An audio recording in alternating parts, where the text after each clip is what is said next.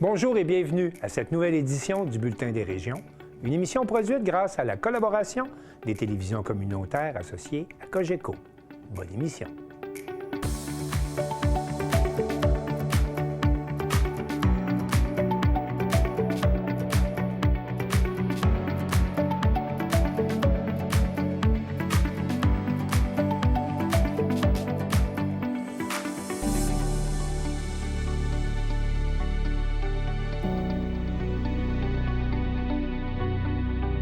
Au sommaire pour vous cette semaine. À Saint-Raymond, le comité Vas-y souligne son 45e anniversaire. À Mont-Tremblant, la Samaritaine soutient les personnes dans le besoin. À Thetford, le regroupement des personnes handicapées physiques de la région de Thetford devient repère. À Vaudreuil-Dorion, 5e édition de la grande célébration du mois du patrimoine tamoul. À Sainte-Anne-des-Monts, l'école de musique Miransol lance son projet de construction d'une nouvelle école. À Rimouski, le spectacle, événement et télé-radioton de la ressource revient pour une 29e édition. À New Carlisle, la commission scolaire Eastern Shore lance une campagne de financement pour un terrain multisport. À Val-Briand, l'Ultra Trail Siam revient pour une 2e édition. À Gaspé, c'est la saison de tous les espoirs au Mont-Béchervaise. Mais pour commencer cette émission, on se rend à Forestville, où les intervenants de la Haute-Côte-Nord se mobilisent car l'accès aux études postsecondaires sur le territoire est compromis avec la fermeture annoncée du Centre d'études collégiales à Forestville. Joanie Godreau, de la Télévision du Littoral. La Haute-Côte-Nord a manifesté haut et fort son désir de maintenir en vie le Centre d'études collégiales de Forestville avec une mobilisation pour l'accès aux études postsecondaires sur le territoire. Le 26 janvier, environ 50 personnes se sont rassemblées devant l'établissement collégial pour s'exprimer sur l'importance de son avenir ici, à l'invitation de la table régionale des organismes communautaires. L'accès aux études postsecondaires est un enjeu important sur l'ensemble du territoire, a soutenu Chante Bourdage, coordonnateur de la TROC CDC Côte-Nord. À la suite de la rencontre entre l'organisme et le Cégep de Chicoutimi la semaine dernière, des éléments précis ont été ciblés sur lesquels la région devra se mobiliser pour trouver des solutions. Présent sur place, le directeur des études du Cégep de Chicoutimi, Christian Tremblay, avoue avoir été surpris de toute la mobilisation qui s'est déclenchée à la suite de l'annonce de la possible fermeture le 21 janvier. On voit avec une certaine surprise, tant ici sur la Haute-Côte-Nord que même à notre, je veux dire, cégep de base à Chicoutimi, le personnel à Chicoutimi est aussi très engagé à dire ce serait bien que vous mainteniez le centre. C'est pour ça aussi qu'on travaille dès la semaine dernière. On a une autre rencontre aujourd'hui avec plusieurs acteurs de la Haute-Côte-Nord notamment pour regarder des pistes de solutions. M. Tremblay affirme que le Cégep de Chicoutimi croit encore au Centre d'études collégiales de Forestville, malgré ses 3 points de fragilité. Ça demeure quand même difficile de supporter ce centre-là. On a 3 points de fragilité. Une fragilité financière, un manque de financement de notre ministère de l'Enseignement supérieur, une fragilité au niveau de la population étudiante. Actuellement, il y a 12 jeunes qui fréquentent le centre, je m'excuse, c'est pas très nombreux. Puis une fragilité aussi au niveau du personnel qui sont au centre pour travailler. Les solutions ne sont pas faciles à trouver pour le moment. Nous en avons exploré au fil des années quelques-unes. Pour le moment, il semble y en avoir peu. Maintenant, on est très content de voir la mobilisation du milieu. Est-ce que via cette mobilisation-là, il y a des nouvelles idées, des nouvelles possibilités qui pourraient se pointer? Si c'est le cas, nous autres, on va crier tant mieux, puis on va être au rendez-vous. De son côté, la mairesse de Forestville, Micheline Anctil, s'est réjouie de voir de nombreuses personnes à la mobilisation organisée pour le Centre d'études collégiales. Je pense que c'est une démonstration vivante que le milieu serre les coudes et dit « Nous voulons maintenir ce Centre d'études collégiales pour notre jeunesse, ceux qui sont là présentement, ceux qui sont à venir, pour l'ensemble du milieu. » Alors, c'est une belle démonstration de solidarité. Elle qualifie d'essentiel cet établissement donnant accès aux études supérieures sur le territoire de la Haute-Côte-Nord. On parle de la persévérance scolaire, on parle de l'accès aux études supérieures pour nos jeunes de l'ensemble de la MRC et peut-être de d'autres territoires aussi qui peuvent se joindre à nous. C'est d'offrir aux jeunes un meilleur avenir et de poursuivre des études en demeurant dans notre milieu. On sait qu'il y a beaucoup d'exodes de nos jeunes. Ils quittent pour les études, ne reviennent pas nécessairement. Alors le fait de les former, de leur donner cet accès aux études supérieures en demeurant dans notre milieu, bien, c'est une force vive du milieu. Alors, et bien sûr, il y a des coûts associés aussi au fait d'envoyer les enfants, les jeunes vers l'extérieur. Et je pense que dans le contexte économique à l'heure actuelle, c'est peut-être pas accessible à tous. Alors, c'est important de le maintenir dans notre milieu. C'est la vitalité, la jeunesse, c'est la suite des choses. Et donner cet accès est primordial. L'ancien directeur du Centre d'études collégiales, Martin Maltais, s'est senti interpellé par la menace de fermeture. Celui qui en a été responsable de 1996 à 2014 a dit espérer que l'établissement continuera d'exister. Lors des débuts, les instigateurs pensaient qu'il ne durerait que 3 ans. Il célèbre pourtant ses 30 années d'existence en 2026.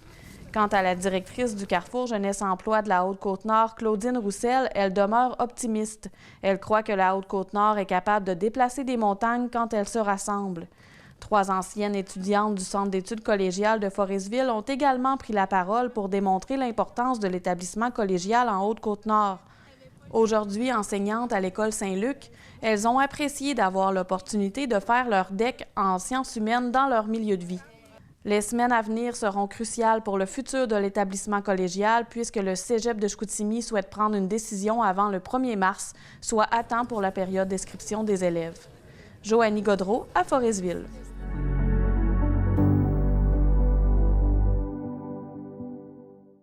Les bénévoles qui œuvrent dans l'ombre étaient les vedettes de la fête soulignant le 45e anniversaire du comité VASI qui offre dans 6 municipalités de la région de Portneuf des services d'aide et d'accompagnement.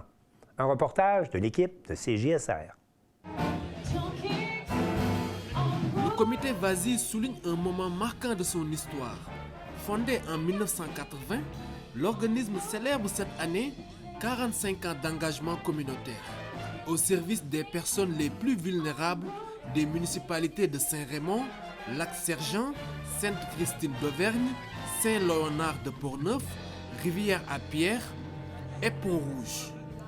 Pour l'occasion, bénévoles d'hier et d'aujourd'hui, partenaires et citoyens se sont rassemblés à Saint-Raymond lors d'une soirée hommage mettant à l'honneur celles et ceux qui donnent de leur temps, souvent dans l'ombre. Une reconnaissance d'autant plus importante que le comité repose presque entièrement sur l'implication bénévole.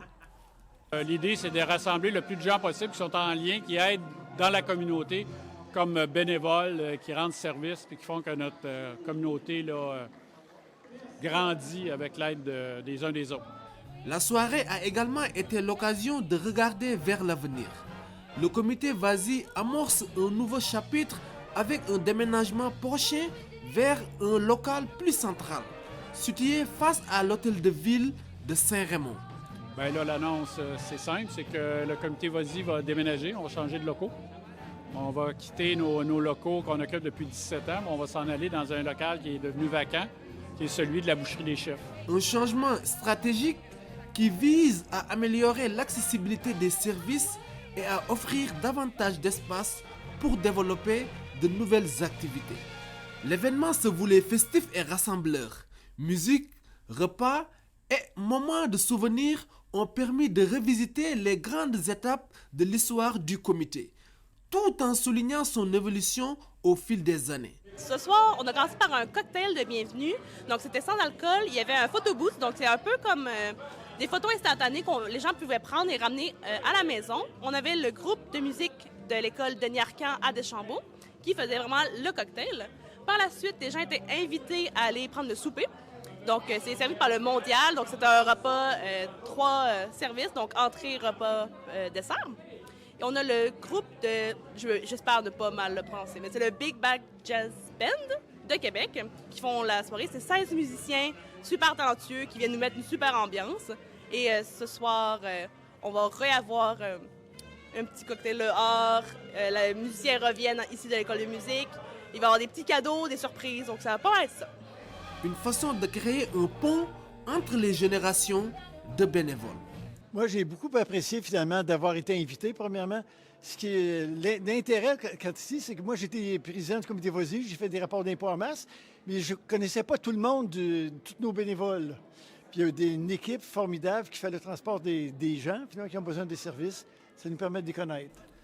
Parmi les priorités à venir, renforcer les services de proximité et favoriser les liens sociaux, notamment à travers des initiatives axées sur l'accompagnement et l'amitié.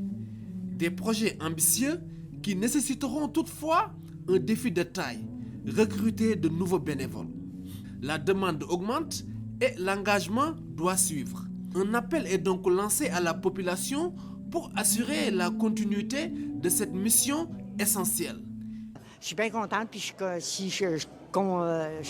dis au monde que s'ils veulent faire du bénévolat, que je les pousse à faire ça s'ils veulent. C'est une bonne aide, puis ça nous remonte aussi. Après 45 ans d'existence, une chose demeure claire. Dans Port-Neuf, la solidarité reste bien vivante, portée par des bénévoles pour qui l'engagement n'a pas de date d'expiration.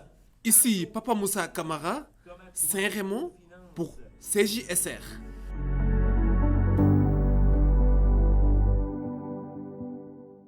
Quand on pense au Mont-Tremblant et à ses multiples richesses, on n'imagine pas le grand nombre d'organismes d'entraide qui œuvrent pour les plus démunis de la région. Dan Brisson, de la télévision communautaire des Laurentides, a visité l'un de ces organismes et on écoute son reportage. Les entreprises viennent faire du bénévolat aussi, oui, on trouve ça super le fun, qui voient c'est quoi, qui viennent s'impliquer une journée, 2 jours.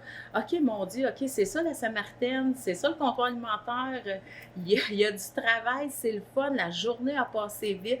Que ça aussi, on incite à venir en entreprise par votre employeur qui vous dit, ben moi, je paye une journée de bénévolat. Allez-y. Ouais. Ayez du plaisir, puis participons, puis ensemble, ben, vous allez voir tout ce qu'on fait. Et oui, hein, c'est bon ça. Ça, on aime vraiment ça. Ça, là, c'est le fun, on les reçoit. Là, on va sûrement voir d'autres entreprises qui y vont. C'est tout nouveau que les entrepreneurs sont de plus en plus à vouloir s'impliquer. Ouais. Donc, pour eux, c'est sûr qu'il y a des frais reliés parce qu'ils doivent payer leurs employés à venir faire du bénévolat, mais c'est tellement enrichissant, puis ça forme aussi un esprit d'équipe, là. Ouais. Exactement. Le team bonding. C'est ça. Puis nous, la semaine passée, on est allé à Samaritaine, on a fait du bénévolat. C'était super agréable. La semaine prochaine, on a envoyé une autre équipe, puis ça solidifie beaucoup, beaucoup les équipes. Donc, c'est certain qu'on veut continuer.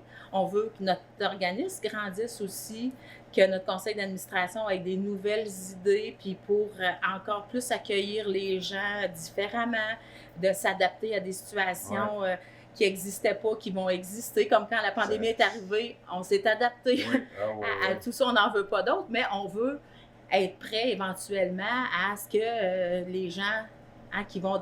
On le sait, le coût de la vie va être de plus en plus difficile. C'est ça, exactement. On voit de plus en plus de misère. La classe moyenne a comme disparu.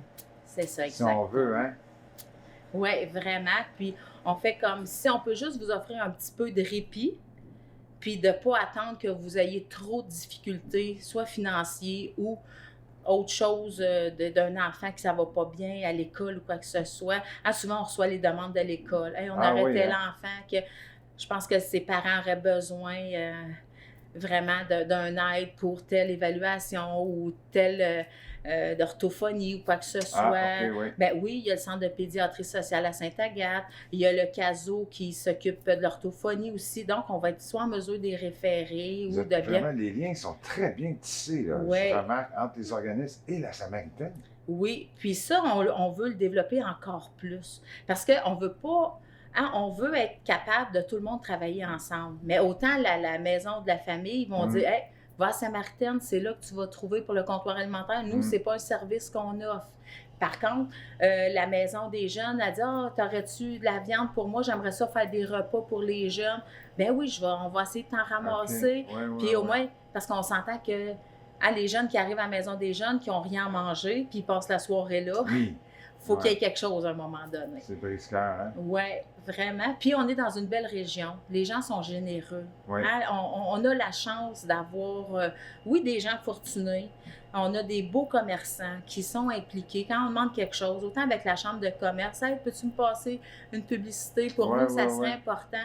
On a accès à des belles personnes. À la TVCL, on va faire ça. On va Ben vous oui! mettre une petite publicité avec plaisir. Ben merci. Votre fibre, là, vous, là, c'est où que ça a commencé? Vous avez votre fibre, là, que vous avez tellement passionné. Ouais. Ça a commencé quoi? Quand moi, vous étiez jeune, vous oui. avez aidé le monde? Et... Oui, puis ma grand-mère, elle a toujours aidé des gens. Souvent, ma grand-mère avait quelques appartements, puis ma grand-mère puis mon grand-père, ils faisaient comme, bon, on va les aider, ils n'ont pas beaucoup d'argent, puis là, ça payait pas. Puis là, ma grand-mère a dit à mon grand-père, ben oui, il a payé son logement, inquiète-toi pas, mais là, il n'y avait pas de bouffe à la fin du mois, ma grand-mère. Que des fois, on arrivait, puis on avait tout le temps comme un peu quelqu'un qui n'avait pas rapport, mais on s'adaptait. Mon père, il allait chercher une personne âgée au centre d'accueil, il l'emmenait chez mes grands-parents. C'était quelqu'un qui était tout seul, puis là, ils ont dit, selon moi, cette famille-là pourrait au moins le recevoir. Puis on l'allait chercher pour Noël. Il était tout seul. Un monsieur qui... Hein? Oui. Puis là, mon père, il coupait les cheveux, on le trimait, puis après ça, il mangeait avec nous autres, puis mon père allait le reconduire, puis il jouait du violon, passait la soirée à écouter du violon, puis cette personne âgée-là, elle rentre au centre d'accueil après, puis elle était correcte. Donc, c'est dans notre fibre d'aider des gens. Vous avez ça dans on a vous, ça là. en nous. Puis j'espère que... Ben, je pense que tout le monde, là, en dedans de soi, là. Ben, en tout cas, vous donnez le goût, là. Vous nous donnez Vous allez le goût, venir faire du vraiment. bénévolat avec nous, là. Ouais, Vous allez vous inscrire, là. Vous nous donnez le goût, vraiment. C'est quoi la prochaine étape? Qu'est-ce qui manque, votre dernier mot, là, si vous avez Ben, moi, c'est sûr rajouter que quelque chose? je souhaiterais vraiment pour l'hiver prochain d'avoir une halte chaleur. Oui, ici. Ici, à Mont-Tremblant, OK. pour qu'au moins, on soit plus inquiet. Puis qu'on puisse, parce que si c'est à Mont-Tremblant, on comprend qu'il y a beaucoup de municipalités environnantes qui pourraient aussi en profiter. Ben, je nous le souhaite vraiment. Oui, vraiment, ça serait dans mes souhaits, d'encore offrir un super de beau service, d'avoir des beaux bénévoles impliqués, une équipe chaleureuse, puis de continuer. Plein de bénévoles merci pour beaucoup, nous. madame. Ben, merci de nous avoir accueillis. Merci Puis à vous. on vous attend en tant que bénévole. Oui, avec plaisir. Merci.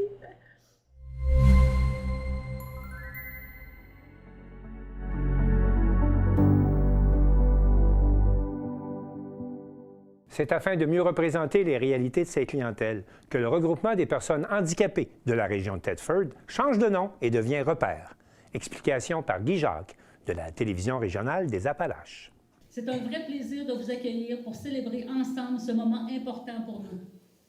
Comme vous venez de l'entendre, ce changement s'inscrit dans la continuité et non dans la rupture.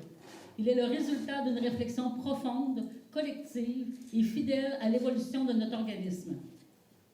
Avant de vous présenter ce nouveau nom, ce nouveau logo et cette nouvelle image, il nous semblait important d'expliquer pourquoi l'ancienne ne nous représentait plus entièrement. Pendant longtemps, notre logo a mis de l'avant l'image d'un fauteuil roulant. Cette image a eu son sens, son importance et sa force. Mais avec le temps, nous avons réalisé qu'elle mettait surtout l'accent sur la différence, là où nous souhaitons désormais mettre en lumière la personne. Ses capacités et sa place au cœur de la communauté. Elle s'associait trop directement, notre organisme, à une seule limitation, alors que les personnes que nous accompagnons vivent des réalités multiples, diverses et parfois invisibles. Plusieurs ne s'y reconnaissaient pas, tout simplement. Cette même réflexion s'est imposée à nous lorsque nous avons revisité notre nom, Regroupement des personnes handicapées physiques de la région de Thetford, un nom qui a porté notre mission avec fierté pendant de nombreuses années, même si, à l'occasion, une courte pause respiratoire était nécessaire pour le prononcer entièrement. Moi, je l'ai dit pendant 13 ans. Mais surtout, un nom qui, aujourd'hui, ne reflétait plus pleinement la diversité des réalités que nous accompagnons. Ce constat a été un point de départ essentiel dans notre réflexion. Mettre la personne au cœur de notre identité, dans toute sa globalité, en faisant évoluer notre histoire avec des mots et une image fidèle à notre vision inclusive. Nous avons donc choisi un nom plus court, pas par paresse, mais par clarté. C'est dans cet esprit qu'est né notre nouveau nom.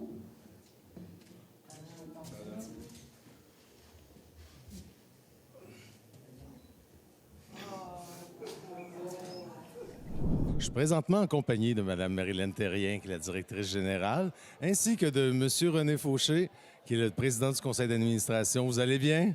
Ça va très bien. Merci. Ça va très bien. Oui. Ça a été un beau dévoilement. C'est tout un changement, finalement. D'où est venue l'idée de ce nouveau nom? Bien, comme on a expliqué tantôt, avant notre logo, c'était un fauteuil roulant. Puis on s'est questionné, on se disait, est-ce que ça représente vraiment tout le monde? Puis on a dit, on a beaucoup de gens qui ont des handicaps invisibles. Fait qu'on disait, c'est là qu'on a réalisé que ça représentait pas tout le monde. Fait qu'on s'est dit, on a peut-être nous aussi nos devoirs à faire. Fait qu'on s'est dit, bon, bien, ça a commencé comme ça. C'est vraiment le logo qui nous a fait... puis le long nom, le regroupement des personnes handicapées physiques région de Thetford, c'était vraiment très long à dire. En quoi le nouveau nom reflète-t-il mieux la mission et les valeurs de l'organisme? Bien, le nouveau nom, si je peux le dévoiler, là, c'est Repère. Je vais enfin le dire. Fait que le RE, c'est pour le regroupement, c'est pour les ressources, c'est pour le renouveau, c'est pour... c'est tout les... Bon. Puis le père, bien, c'est pour les personnes, la perspective. Mais on se disait que ça représentait, c'était un milieu, fait que ça nous représentait mieux. Parfait. Pourquoi était-il important pour l'organisme de moderniser son image à ce moment ici? Je pense qu'il n'y a pas de temps qu'il faut moderniser une image. Mais on était rendu un tournant, 41 ans d'histoire, le regroupement des personnes handicapées, qui était issu d'une fusion de 2 organismes. Donc, il fallait marquer, un peu comme Marilyn nous dit, les personnes qui vivent avec une limitation physique, ça regroupe beaucoup de personnes. Et on s'était rendu compte qu'il y a certaines personnes qui ne s'identifiaient pas à notre regroupement. Donc, on a dit c'est important maintenant qu'ils vont pouvoir se trouver une identité. Un peu comme Marilyn disait tantôt avec le nom, le point qui est important, qui identifie justement les personnes qu'on supporte, qu'on veut aider. Donc, tout ça va contribuer à une meilleure représentation, finalement, de votre clientèle. On l'espère. Puis avec une belle couleur en plus, ça aussi, on s'est rajeuni. Puis que... Quelle amélioration majeure, au fond, au niveau du site Web? Ça va être ce qui n'est pas lancé encore, mais qui va l'être prochainement. Ça va être aussi plus convivial, je crois bien. Oui, c'est sûr que tout le site Web, il va être changé, nos dépliants, nos affiches, les roll-up et tout. Fait que c'est sûr que oui, ça va être plus convivial, on l'espère, puis plus facile à nous trouver, plus facile à nous rejoindre. Mais la mission ne change pas, la mission reste la même. Oui, c'est ça, c'est important de le préciser, au fond. Que représente ce renouveau pour l'avenir de votre organisme? C'est une continuité. Un peu comme on disait, on ne renie pas hier. C'est pas un point tournant, d'une certaine façon. C'est un point tournant, mais avec notre continuité. On continue d'aider les personnes qui vivent avec des limitations physiques, sensorielles ou ainsi de suite. Le nouveau nom nous pousse, nous continue, nous amène à aujourd'hui, pas demain, aujourd'hui. C'est aujourd'hui qui est important, c'est l'aide, les employés qui sont ici. On a des enfants aussi qu'on supporte. Justement, dans le local, il y a une salle adaptée. Donc, c'est cette continuité-là pour justement nous amener toujours à demain, nous amener à nous dépasser et aussi aux nouvelles réalités des limitations. C'est un nouvel élan, d'une certaine façon, qu'on pourrait le dire comme ça. Oui, oui. Et en terminant, est-ce qu'il y a des projets ou des priorités qui s'inscrivent dans ce renouveau-là, d'une certaine façon? Je dirais le projet le plus important, c'est d'aller rejoindre justement ces personnes qu'on peut dire que notre logo, ils ne se sentaient pas identifiés. C'est des choses qui avaient été véhiculées. Notre directrice générale, aux employés qui disaient « moi, je suis pas en fauteuil roulant. » Donc, ils ne s'identifiaient pas. Donc, maintenant, ils savaient qu'ils avaient besoin. Ils frappaient quand même à la porte, mais ils s'identifiaient peut-être moins. Donc, nous, on espère qu'ils vont s'identifier, qu'ils vont venir frapper justement à la porte pour dire... et eux aussi nous identifier leurs vrais besoins là-dedans. C'est notre objectif aussi. Donc, c'est une façon d'être plus inclusif aussi. Oui. Bien, tu sais, on s'est questionné parce que, tu sais, on voulait être inclusif, mais on avait déjà notre logo qui était plus ciblé pour une limitation, puis qu'on trouvait qu'on n'était pas réaliste dans ce qu'on dit puis ce qu'on faisait. Fait que on pense que ça va. Parfait. Ça fait que félicitations pour ces changements-là. Je pense que c'est pour le mieux pour votre organisme et pour son avenir. Et bonne continuation à vous. Merci. Merci beaucoup. Merci.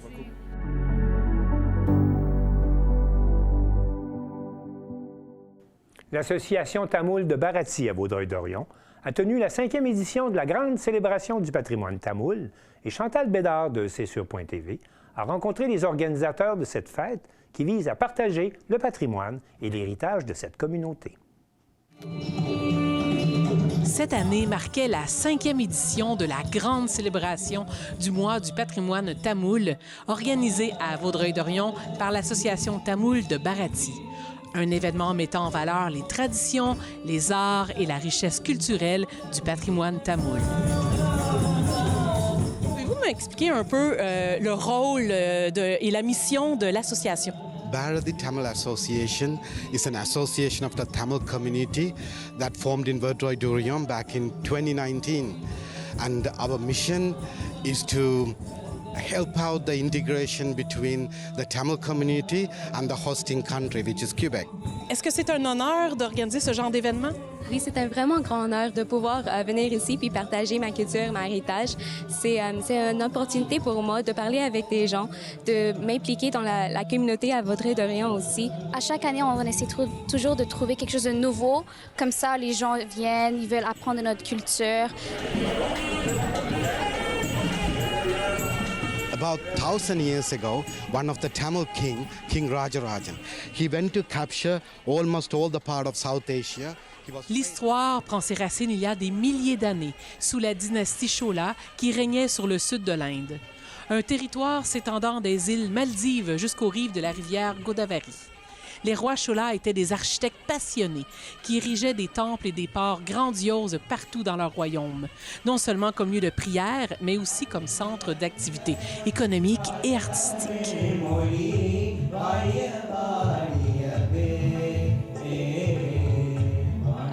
L'hymne tamoul, écrit par le poète Subramania Bharatiyar, et c'était pour évoquer la beauté de la langue tamoul, pourquoi il faut le préserver, pourquoi c'est si belle, si important, ça parle du culture, de l'histoire de la langue. C'est une des plus vieilles langues qui est quand même parlée aujourd'hui dans le monde entier. And the beauty of it is still valid, not even the Tamil community to any community.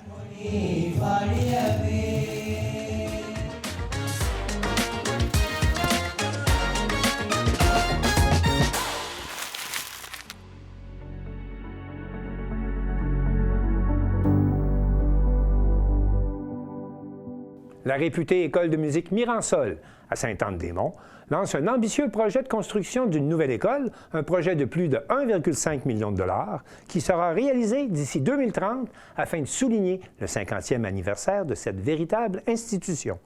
L'équipe de la télévision de la Haute-Gaspésie était au lancement de la campagne de financement de cette nouvelle école.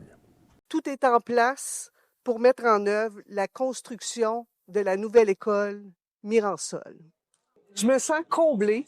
Je me sens comblée d'avoir eu autant d'accueil, que les gens soient venus en grand nombre. Ça a été des retrouvailles autant dans le public que sur scène. On a vécu un moment, beaucoup d'émotions, beaucoup de souvenirs ont rejailli avec tellement de talent sur scène, tellement de personnes incroyables qui ont participé. On est vraiment très reconnaissants de la participation des artistes.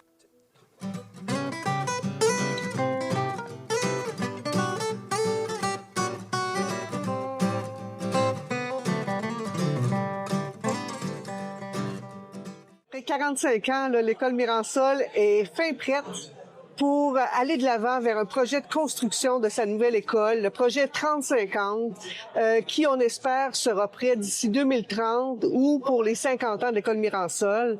Pour réaliser ce projet-là, on vient de lancer une grande campagne de financement de 1,5 million de dollars comme objectif.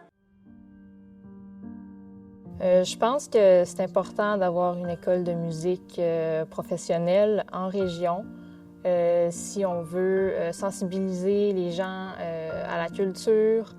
Puis bien sûr, le fait d'avoir une bâtisse juste devant la mer, je pense que ça peut être un beau lieu de création, puis ça peut devenir un espace de résidence pour plusieurs artistes dans le futur qui voudraient venir créer des spectacles ou écrire des chansons. Aujourd'hui, qu'est-ce qui t'a amené ici?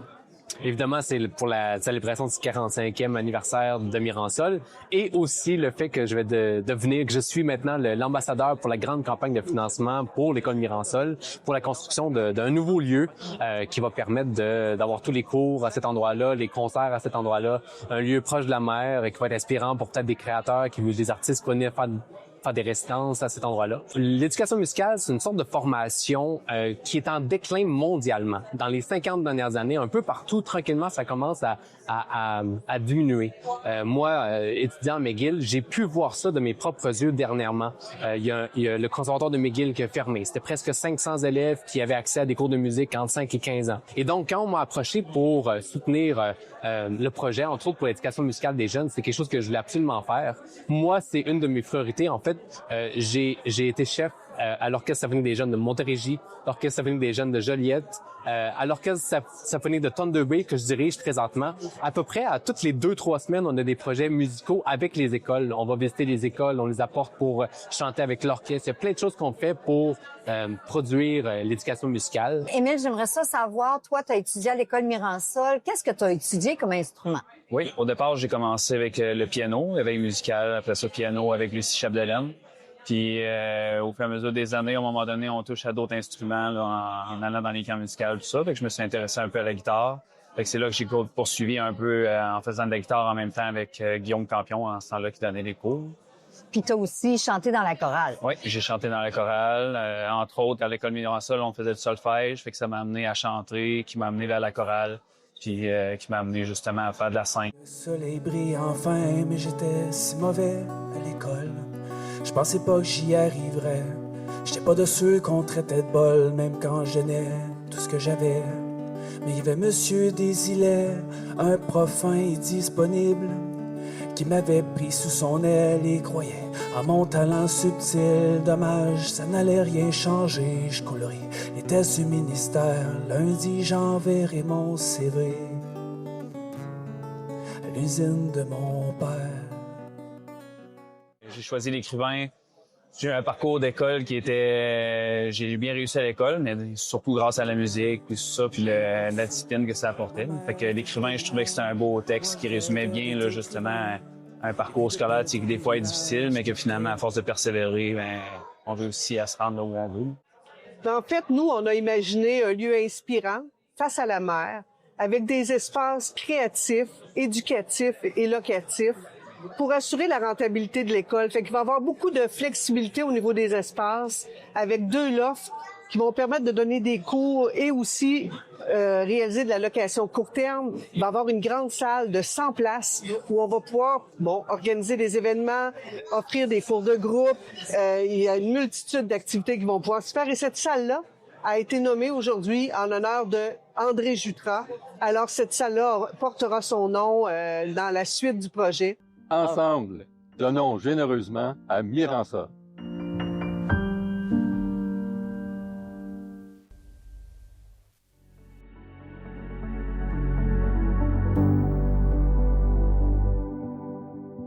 Marc Després de la télévision de la Métis est à Rimouski à la 29e édition du spectacle, événement et radio-téléthon de la ressource pour les personnes handicapées, où il a rencontré l'artiste Jeanne Côté, originaire de Petite-Vallée.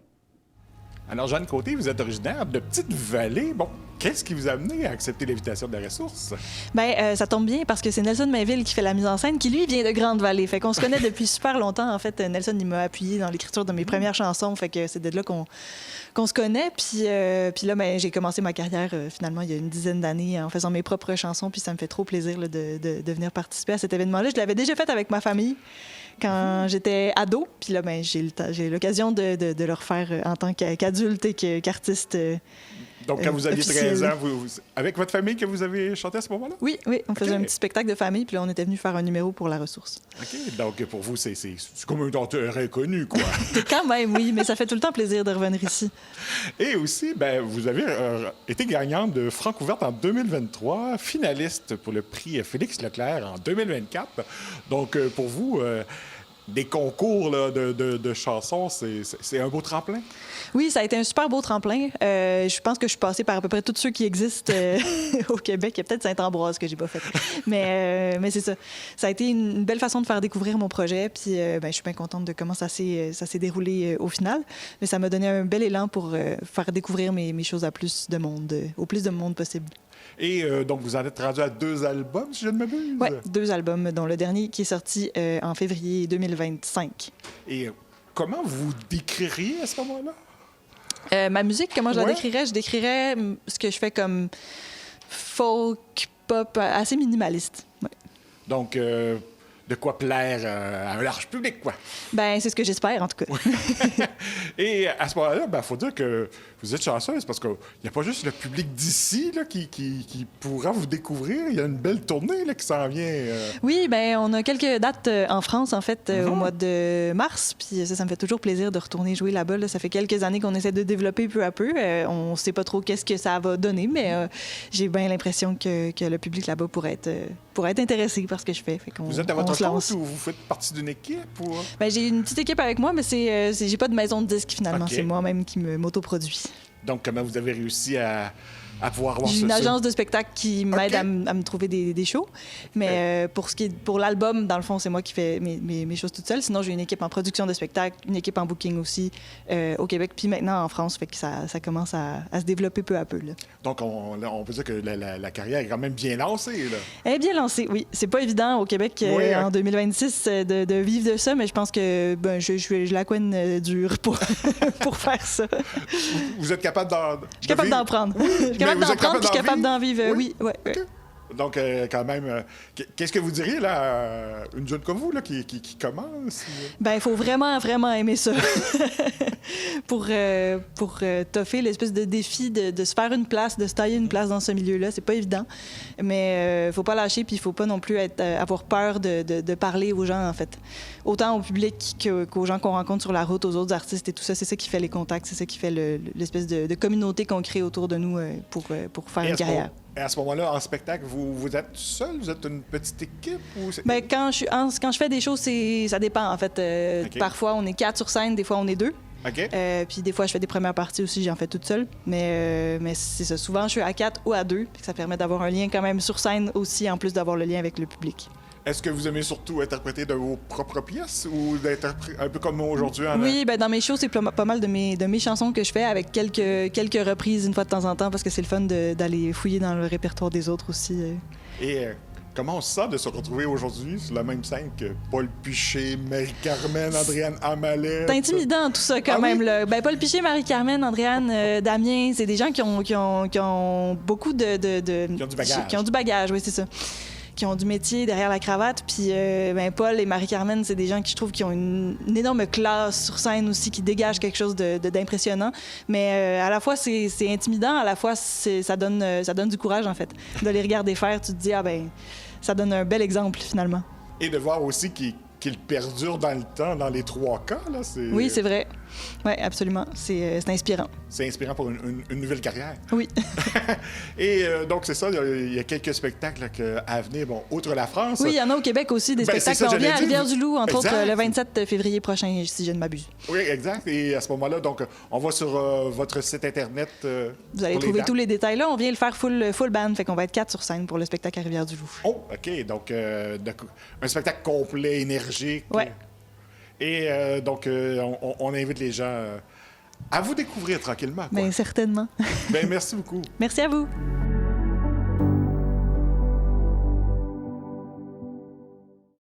La commission scolaire Eastern Shores lance une campagne de financement pour l'aménagement d'un terrain de sport multifonctionnel pour la nouvelle école en construction à New Carlisle. Un reportage de l'équipe de Télévague.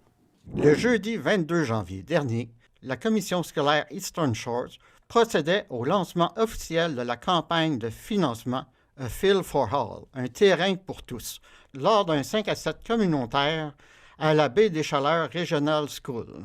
Le projet vise la création d'un espace moderne et accessible favorisant l'activité physique, le bien-être des élèves et l'utilisation communautaire, conçu pour répondre aux besoins des élèves du secondaire tout en profitant à la communauté. Le terrain multisport incarne une vision partagée d'inclusion, de collaboration et de retombées durables. Ce projet est pensé pour être accessible et accueillant. Un espace partagé pour bouger, se rassembler et rester actif, peu importe l'âge ou les capacités. This evening, you will see a short video that brings this vision to life. It clearly shows how the field is meant to serve everyone. Our campaign slogan reflects that shared responsibility and long-term impact. Your support your legacy, our future. Every contribution to this campaign helps create a space that will be used and enjoyed for generations to come. It's an investment in people, it's an investment in health and in community. Bonsoir, vous êtes ici pour le lancement d'une collecte de fonds pour un terrain multisport à New Carlisle. Peux-tu me dire à qui profitera ce terrain?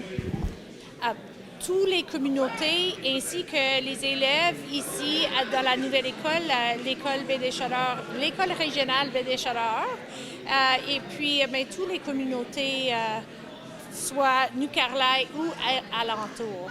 Où sera situé ce terrain? Ça sera vraiment sur la nouvelle site de la nouvelle école à New Carlisle. Dans le nord, plus dans le nord de l'espace, ça va être le terrain de soccer ainsi qu'un piste de course à pied. Et puis plus dans l'est de l'école, ça va être le terrain multisport. Et est-ce que ces terrains vont être accessibles aussi à la communauté de New Carlisle et des environs? Absolument. Ça va être le soir puis les fins de semaine ouvrir à des communautés. Ce projet nous rappelle que les écoles sont plus que de simples bâtiments. Ce sont des espaces communautaires. Lorsque nous les ouvrons à tous, nous renforçons les liens et soutenons des communautés plus saines et bien sûr plus actives. Ce terrain servira nos élèves pendant la journée scolaire, mais son impact ne s'arrête pas là. Il sera également un espace où les familles, les groupes locaux et les membres de notre communauté pourront se rassembler et bien sûr rester actifs. C'est quoi l'objectif de la campagne? Combien voulez-vous ramasser? Le projet, en total, vaut 1,3 million de dollars. Puis nous, on cherche 500 000 par les dons pour terminer le financement pour ce projet. Combien avez-vous ramassé jusqu'à maintenant? Bien là, avant que les gens ont commencé de donner ce soir, on a déjà ramassé 245 125 $. Ah, c'est quand même appréciable. Impressionnant, hein? Je suis vraiment fière de les communautés puis les partenaires qui ont déjà, dès le début, soutenu ce bel projet-là. Thank you for having us all here tonight to launch that amazing project. Mon nom est François Bugeaud, je suis directeur de la MRC de Bonaventure. On est aussi vos voisins, pas très loin, le bâtiment. Je suis ici ce soir pour représenter l'ensemble des élus du territoire de la MRC Bonaventure. L'argent qu'on investit dans des projets comme celui-là, c'est très rare qu'on a la chance de contribuer à un projet comme celui-là. C'est un immense honneur de pouvoir le faire. D'avoir une nouvelle école dans une communauté, c'est pas tous les enfants qui vont le vivre dans leur vie. C'est souvent quelque chose qu'on ne voit qu'une fois dans notre existence. Fait que c'est extraordinaire. Puis de pouvoir offrir un lieu de rencontre communautaire pour le sport, pour que la communauté, mais aussi les communautés se rencontrent, puis d'être fiers de ce qu'on est en train de bâtir. Bien, je pense que c'est un immense privilège pour notre communauté, puis tout le monde va en bénéficier.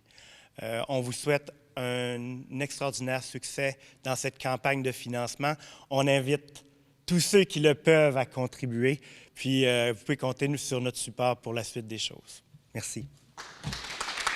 Et peux-tu me dire jusqu'à quand qu'on a pour donner cet argent? C'est une bonne question. La campagne de financement va être ouverte jusqu'à la fin de l'année scolaire, alors avant le fin juin.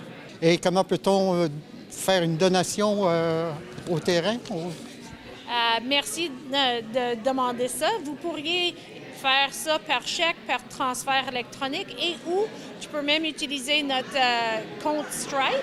Mais si tu veux avoir toutes les informations, c'est mieux de nous suivre sur notre page Facebook. Là, tu vas voir le code QR pour aller directement donner un don. Je suis fière de toutes les communautés, de la mobilisation de les communautés, puis de tout le monde d'être présent ici ce soir. Eh bien, merci beaucoup. Merci à vous.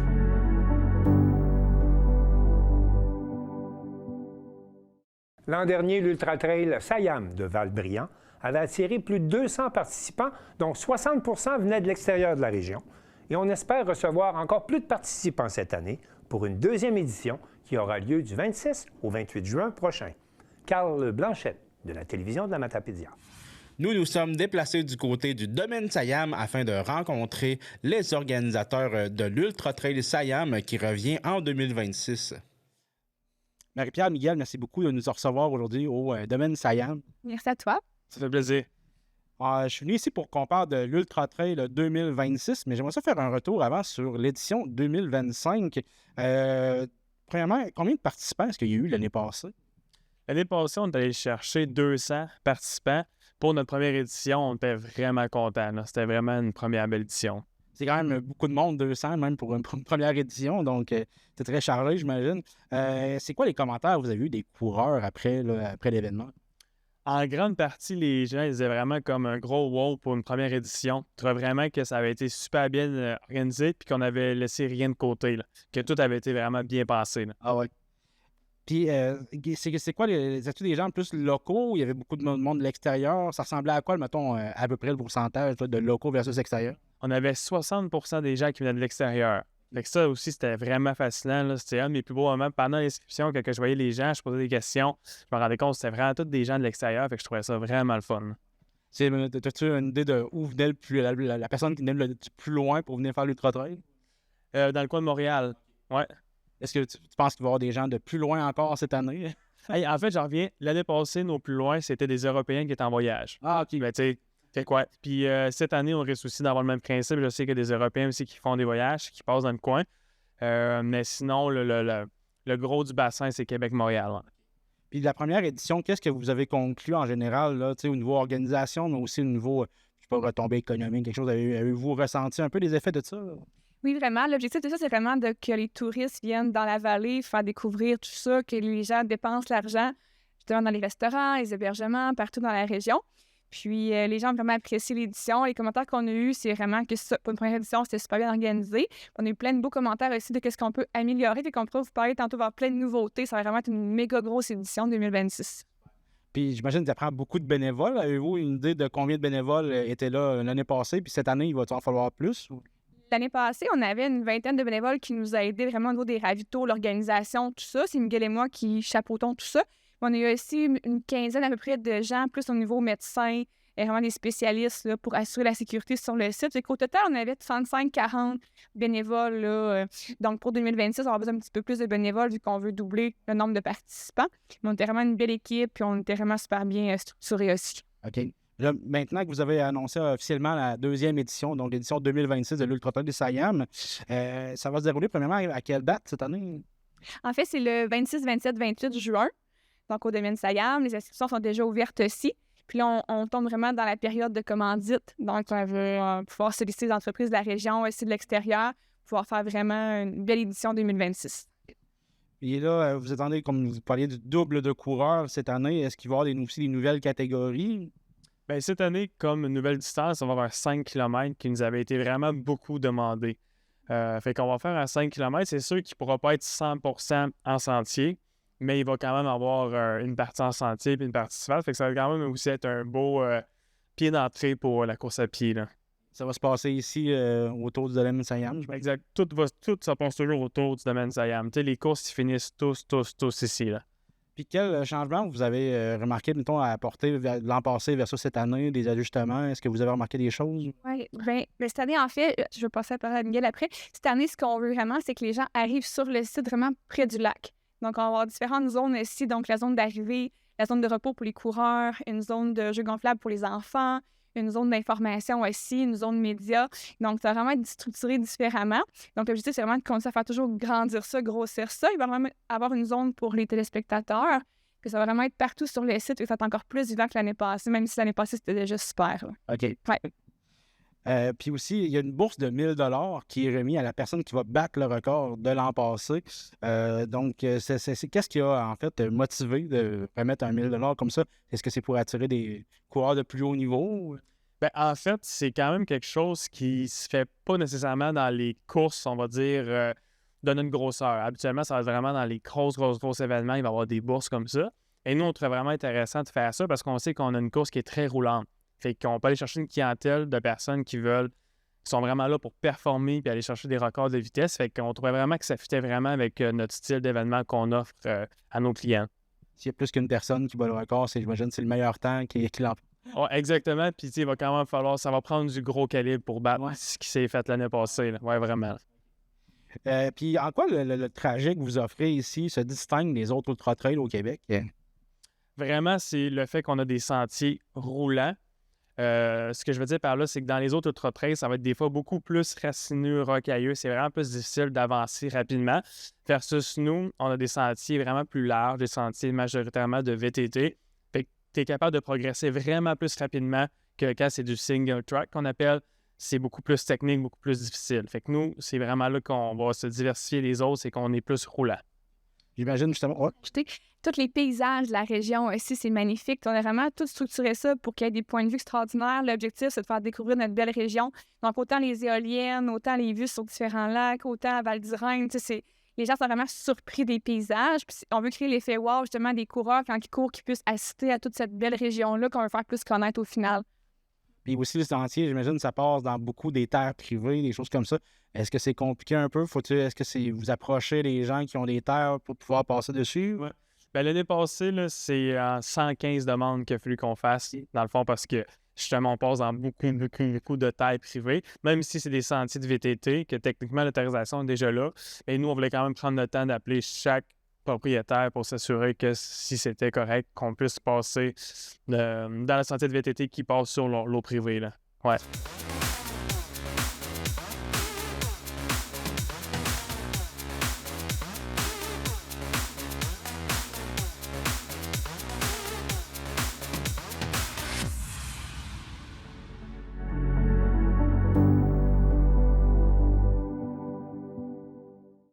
Après quelques années difficiles, dues notamment aux conditions climatiques incertaines, le mont Béchervaise, à Gaspé, envisage avec beaucoup d'espoir la saison de ski 25-26, nous rapporte Igor Nérisson de Télé Gaspé.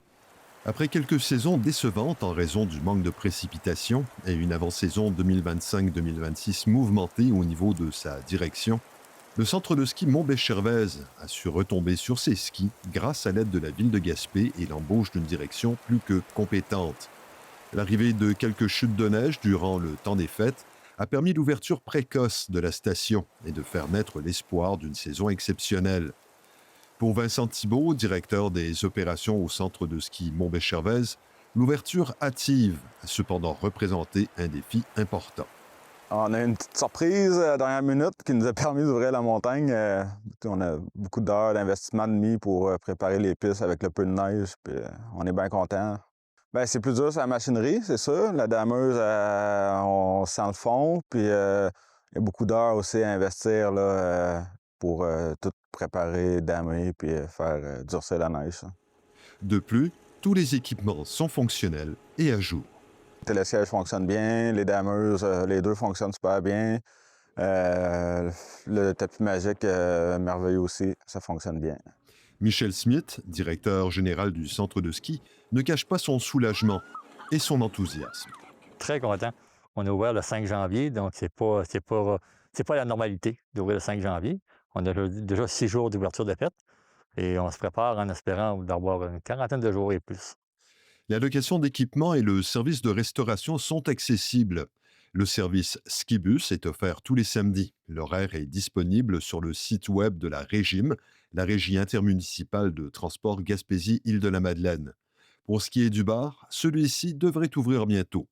Cependant, pour cette année, la grande nouveauté demeure le service de billetterie qui est désormais disponible uniquement en ligne. Oui, à la billetterie, on a changé, par obligation, on a changé notre système. Et puis on a pris le système de Saint-Mathieu. Saint-Mathieu qui est dans le Bas-Saint-Laurent, ce qui s'appelle Mathéologique. Donc, c'est simple, les gens vont créer leur compte client. Puis après que le compte client est créé, ils se présentent à la billetterie, ils disent leur nom ou leur numéro de téléphone, et puis tout se fait dans l'espace de 30 secondes. Si on ne passe pas par le web, on va le faire ici sur notre téléphone, ou il y a quelqu'un qui va vous aider. Mais à la billetterie, ils ne remplissent pas de compte client. Il faut le faire avant d'arriver à la billetterie.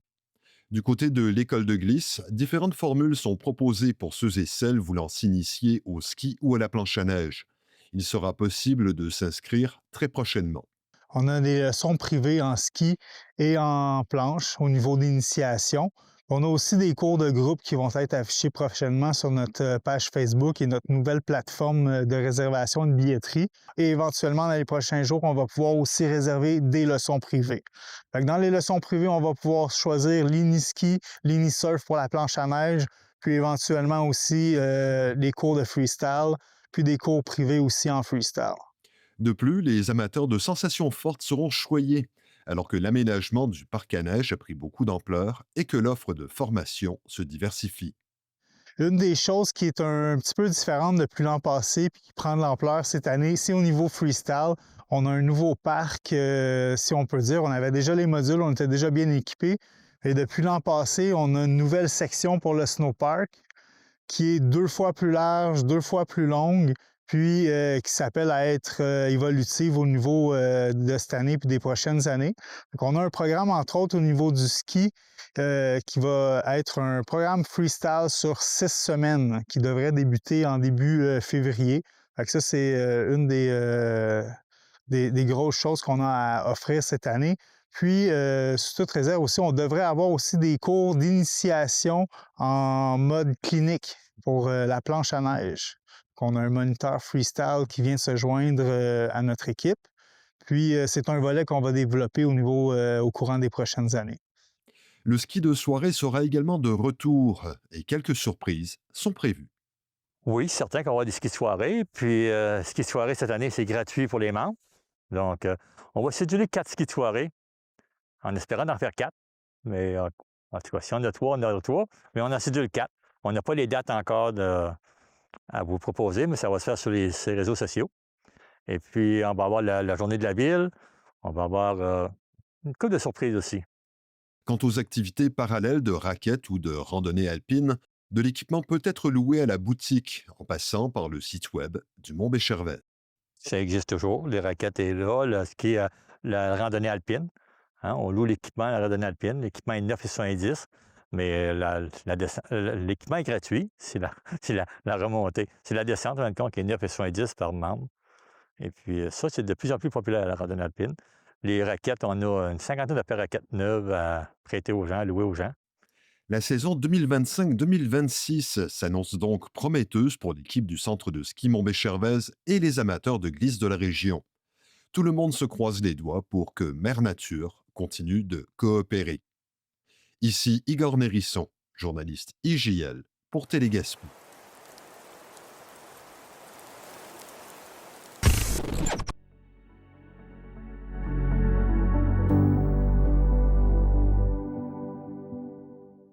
C'est tout pour le bulletin des régions cette semaine. J'espère que cela vous a plu.